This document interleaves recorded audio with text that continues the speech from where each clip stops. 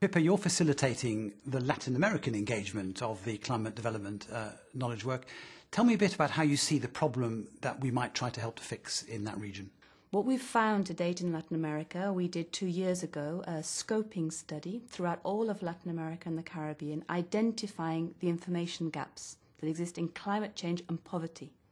And that's where, in a continent where we actually have governments very advanced and sophisticated in some of the countries and leading with innovative solutions like Ecuador and the ITT Yasuni approaches, or RED and Brazil's leading role it's played, is that we have processes almost completely divorced from participation of the civil society. But what was more interesting was that even when that information is available, it's not getting to the right person in the right moment for policy action, nor do certain people have the right access to that information. Often in Latin America, also elsewhere, but especially in Latin America, think tanks are rather politicised. They either are associated with political parties or they are the vehicle for individuals who have a political history. Is it possible to have a neutral intermediation between knowledge on the one hand and action on the other? Don't think anything's independent, and nobody in Latin America and the Caribbean would actually believe that anything was independent, but you can have a multisectoral dialogue which brings all of the opinions to the table. One example of this is the Latin American Platform on Climate, which has been doing that, simultaneously holding national think tank events prior to the international negotiations and co-hosting those with government negotiating bodies cross-sectorally. That was powerful, and it brought civil society, private sector and government together, but on the basis of a good policy briefing document. And that for us is a real model because it showed that there was ability to snowball this effect and have regional opinion. Of course, we think of the Latin American climate problem as being about the forests and the Amazon. I guess it's more complicated than that. Definitely. In Latin America, it's climate change, development and biodiversity also being the sustaining body for the Millennium Development Goals as well.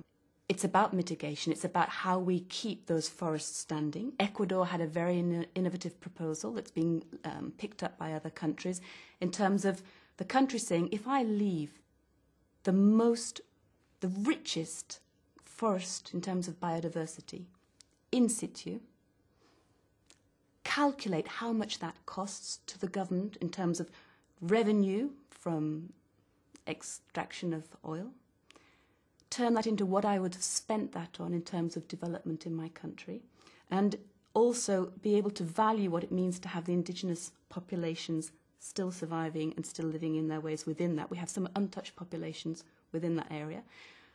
Cost that and then say, put the challenge on the table. If I leave that there, I as a government will cover 50% of those costs, but I'm asking the rest of the world to stand up and say how much that's worth in terms of biodiversity, in terms of cultural heritage, and in terms of development issues. How can we fund those development issues from other global funding for climate change? That's a tremendously knowledge-rich and demanding approach to policy making. You need to know about the value of the forests, the livelihoods of the indigenous people, the possibilities for extracting oil and so on. And we in the Climate Development Knowledge Network have a number of different instruments available to us. We have research money, we also have advisory services, we have knowledge management, we have partnership money. How are we going to combine all those really to make an impact in Ecuador, but also in other countries of your region? In the Ecuadorian example, if we took that one, what's the two of the most important tools really are the fact that we could come up with evidence-based, state-of-the-art documents, policy briefings that would help decision makers look at that. But also, we're looking at partnerships. We have to sustain this evidence-based recommendation, sustain interest in it, and be there at the right moment with the right kind of material for a decision maker so that they can actually have policy impact. And so with CDKN, what we're combining there is research or technical assistance, depending on where are the gaps. And of course, we should just say it's not just Latin America, is it? Because you cover the Caribbean as well. We cover the Caribbean and Central America. Right now, we have a fascinating example in the Caribbean. We'd initially thought about moving into one or two of the countries there when, as an exact example of what CDKN's about, we received a request from CARICOM through the Caribbean Community Centre for Climate Change, which has just gone through a year's process of coming up with a strategy for development that's resilient to climate change for the 18 states that make up the Caribbean. So CARICOM, the 18 heads of state, last year said this is our strategy framework for resilience and adaptation. We're 5 years ahead, and you're looking back at Latin America and Central America and the Caribbean.